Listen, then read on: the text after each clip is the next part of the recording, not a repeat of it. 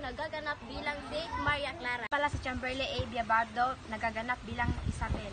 Pala si Jonalyn T. Sumiga, nagaganap bilang si Julie. Pala si Ninya El Catobig, nagaganap bilang si Paula. Pala si Kilaton, gumaganap bilang si Donya Victoria. Si Gemma Rodobasawen, nagaganap na si Sisa.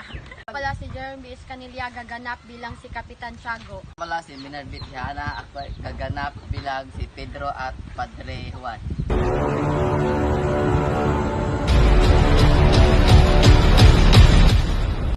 Kapitan Tiago, naririnig mo na ba ang usapan tungkol sa magbabago ng bayan? Opo Pedro, ang mga kultura at mga tradisyon natin ay unti-unting nawawala. Paano natin mapapanatili ito? Kailangan natin magkaisa. Tingnan natin kung makakaya natin ito.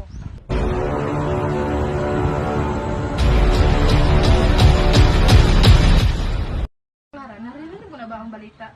May mga banyagay ideya na namumuno sa ating bayan. Naku nanay, takot po ako baka mawala ang mga kagalian nating Pilipino.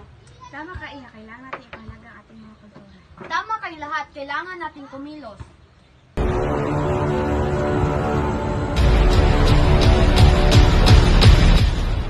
Naririnig mo na ba ang mga pagbabago? Ang mga tradisyon na ating pinaniwalaan ay nalito na. Oo, Padre. Kahit ako at si Jolie ay hindi na maintindihan ang ating pamumuhay. Oo padre, gusto ko pa rin matuto ng mga awiting bayan at kwentong Pilipino. Kailangan natin turuan ang mga kabataan. Ito ang susi para manatili ang ating mga ugali.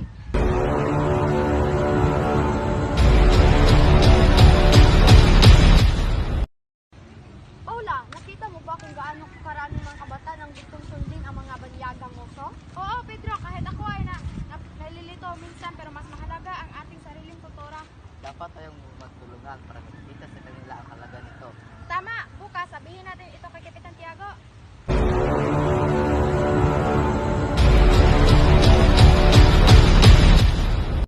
Kailangan nating magtatag ng isang samahan para ipagdiwang ang ating kultura.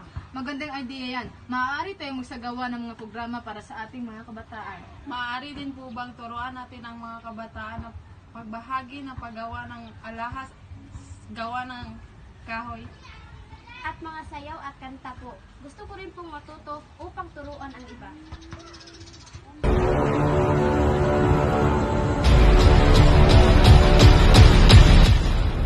Bigan ng aking mga mungkahi.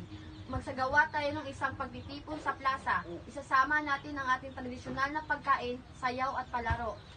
Opo padre, gusto ko pong sumali sa palaro ng tumbang preso at luksong pini.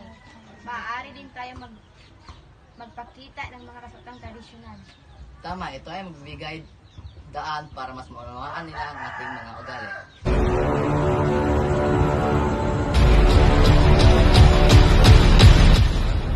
Ano ko itupin ang mga barong at saya? Sige Paula, at sisiguraduhin nating magandang pagtitipon bukas.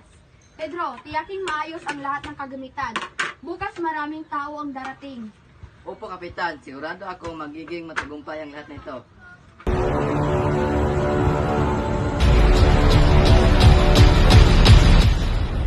Bayan, bukod sa pagdiwang ng ating kultura, Tingnan nyo ang mga kabataan. Natutuwa silang matuto ng ating mga tradisyon. Opo, nakatuwa nga.